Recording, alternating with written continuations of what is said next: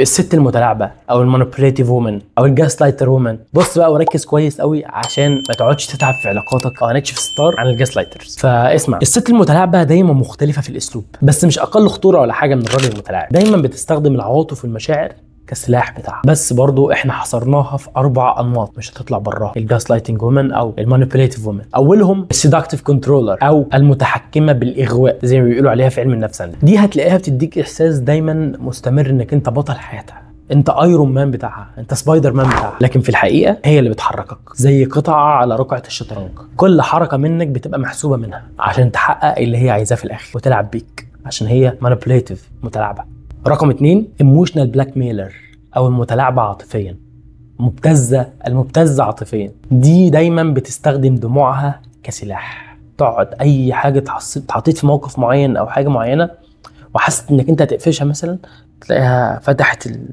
جرار دموع نازل من عينيها عشان انت تصدقها وتنخدع في التلاعب بتاعها. ولو رفضت ليها طلب يبقى انت مش بتحبها. لا، قول لي ان انت مش بتحبني، انت اكيد مش بتحبني. طب لو حاولت تبعد عنها او تفصل شويه او تاخد فتره، لا انت كده بتكسر قلبي، لا انت كده انت بتعمل بريك اب كده. رقم 3 الدراما ميكر او الدراما كوين. دي ست بتعيش على الطاقه السلبيه والدراما دايما، كل حاجه عندها بتتحول لقصه مأساويه. ازاي ما تعرفش؟ هتلاقي ان وجودها معاك دايما مرتبط بازمه. طب لو ما فيش، طلع لك هي مشكله. رقم 4 او النمط الرابع للست المتلاعبه او المانيبيوليتيف وومن، ناركسستيك فيدر. ودي زي ما احنا شايفين انها فيها صفات من النرجسيه شويه، فهتلاقيها بتعيش دايما على الاعجاب المستمر، ولما اهتمامك بيها يقل تلاقيها تبدا تقلل منك، تحطك في مقارنات مع الناس الثانيه عشان تبدا تسترجع السيطره وتلعب على نقاط معينه زي غيرتك. طيب اعرف ازاي ان انا مع ست متلاعبه او مع مانيبيوليتيف وومن؟ ايه هي علامات الست المتلاعبه؟ رقم 1 هتلاقيها دايما بتختبرك او بتحطك في امتحانات دايما. يعني انت اختبار مفاجئ على تاريخ ميلادي مثلا، اختبار مفاجئ انا كنت هختبرك والله، هات لي كذا عشان بختبرك فيها. يعني انت في تصرفات بتعملها في الاخر بتكتشف انها كانت بتختبرك. هتلاقيها دايما بتقيس تصرفاتك، تحطك تحت اختبار معين. اي خلافات صغيره مع الجاس لايتر او مع الست المتلاعبه هتلاقيها دايما بتنتهي بمشاكل كبيره جدا وهتحولها لمعركه كبيره جدا انت ما كنتش متوقع حجمها. يعني مشكله تبقى صغيره جدا جدا ومنحصره بينكم انتوا الاثنين، تلاقي بوم مشكله حصلت وبقت حاجه كبيره جدا. دي المتلاعبه بتستخدم دايما مشاعرك ضدك وتستغل حبك ليها وتلعب على الغيره بتاعتك انك انت بتغير عليها. يعني مثلا عارفه ان انت بتغير من كذا، مثلا تنكشك مثلا، هتكلم مع حد مثلا قدامك تبين لك، بص تعمل اي حاجه تخليك تغير فتستغل الغيره بتاعتك عليها. فاهم؟ انت اكيد فاهم. يعني دايما بترسم لنفسها صوره مثاليه جدا، بس انت دايما حاطه لك صوره سلبيه بتخليك تحس ان همك الدائم انك انت تحس انها راضيه عنك. لو مش حاسس انها راضيه عنك تبقى انت عندك مشكله مهما كانت غلطان. يعني لو هي غلطت فيك تلاقي انك انت بتتاسف اصلا على حاجات انت ما عملتهاش او بتحاول ترضيها وهي الغلطانه اساسا.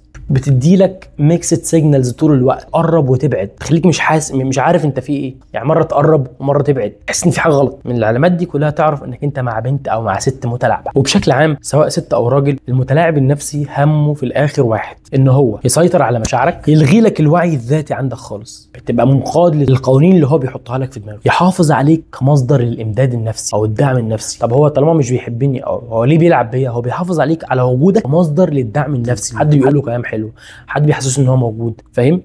بيتغذى عليك. يعني بمعنى اصح هو مش بيحبك، هو بيحب احساس ان هو شخص محبوب. دايما مش بيدور على علاقه، لا هو بيدور على انعكاس يعزز غروره. طب هم ليه المتلاعبين النفسيين هم ليه بيعملوا كده؟ انا هقول. كتير من الناس المتلاعبين النفسيين عندهم سمات نرجسيه مشتركه مع سمات حديه، ناركسستيك اند بوردر لاين. الميكس ده بيخليهم في صراع مستمر بين حاجتين: حبهم للسيطره وان هم يبقوا مسيطرين وفي ايديهم كل حاجه وزمام الامور، وان هم عندهم خوف من ان هم يتسابوا. فبينتج عندنا ان هم مش بيعرفوا يحبوا حب ناضج او حب صحي، ويبداوا يصنعوا دايره اسمها بوش بول سايكل. يعني ايه البوش بول سايكل؟ يعني يقربوا وقت ما انت تبعد، تيجي انت تقرب هم يبعدوا. لعبه نفسيه اكيد كل الناس اتعرضت لها من الجاس لايترز، لعبه نفسيه بتستنزفها من غير ما انت ما تحس. العلاقه دي بتستهلك طاقتك النفسيه بهدوء وتخليك تبطل تحكي، تبطل تضحك، تحس انك بقيت عايش تحت تقييم شخص واحد، عايش على مزاجه هو وموافقه منه على وجودك. وده نوع من الاستعباد النفسي اللي ربنا ما يرضاهوش لعباده. ربنا اصلا ما خلقناش عشان ده، ولقد كرمنا بني ادم. يعني ما فيش حد ليه الحق ان هو يهين كرامتك اللي ربنا كرمك بيها او يشكك فيك فيك باي شكل تحت مسمى الحب.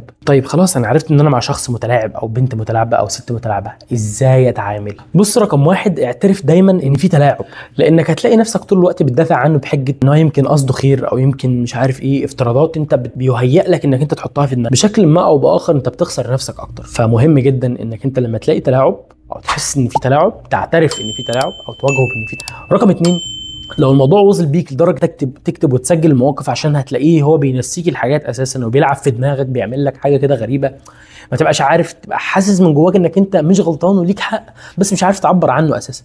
لما تيجي تقف عند الكتابه بتاعتك او الحاجات اللي انت مسجلها، اكتشف انك انت كنت بتتاذى فعلا مش مجرد خيال زي ما هو بيوحي لك. رقم 3، دايما مع الشخصيات التوكسيك بنحط حدود واضحه. التلاعب مش بيتصلح بنقاش او انك انت تتناقش معاه ان هو شخص بيتلاعب بيك، ينفع تقول له تعالى نقعد ونتكلم ونحل بقى، عندنا غل ومش هنحل، انت ما ينفعش تتلاعب بيا. لا، التلاعب بيتوقف في حاجه واحده، انك انت تحط حدود لكل حاجه، انا مش هقبل السلوك ده منك تاني. رقم 4، انك انت تبعد بصمت. المتلاعب بيعيش زي ما قلت لك على رد فعلك، بيتغذى على رد فعلك الناتج عن طريق اللعبه اللي بيلعبها معاك. فانت كل ما تبان ثابت وهادي هتلاقيه بيضعف اكتر، فصمتك وهدوءك احيانا وانسحابك بهدوء بيخليه يضعف اكتر ويبين لك فعلا ان هو متلاعب ولا لا. رقم 5 طبعا، يعني نصيحه لابد منها في كل العلاقات، انك ترجع لربنا دايما، يعني تخليك دايما متعلق بالجانب الديني او الروحاني. مهم جدا في كل مره هترجع فيها لربنا هتفتكر قيمتك وتحس بيها، قيمتك اللي هو بيحاول ينسيها لك دايما، بيعيشك تحت ايده. في النهايه حابب اقول لك ان المتلاعب مش بيظهر بوش واحد، بيظهر بالوش اللي انت دايما بتحبه، فما تنخدعش، دايما هتلاقي الحقيقه بتبان مع الوقت. وكل ما تبقى واعي اكتر كل ما الشخص المتلاعب يفقد قوته في السيطره عليك وعلى وعيك. وعاوزك تفتكر ان اللي بيحبك بجد بيخليك مرتاح، مش بيخليك حاسس باستنزاف دايما.